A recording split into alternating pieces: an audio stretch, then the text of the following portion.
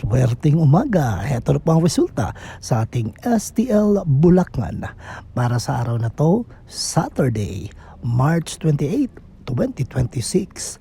First draw result. Ihanda nyo ng mga STL tickets nyo at heto na, ibibigay ko na ang resulta. At ang resulta sa ating STL Bulacan first draw result ay ang numerong kombinasyon na ito. Laging tandaan mga ka-STL, huwag mong bigyang atensyon ang mga taong walang ambag sa buhay mo dahil sa gabal lang yan sa ating pag-asenso. Okay? Mag-ingat palagi. Don't forget to subscribe Purple Green TV. Paki-like, share at comment po. Thank you. Mag-ingat kayo palagi.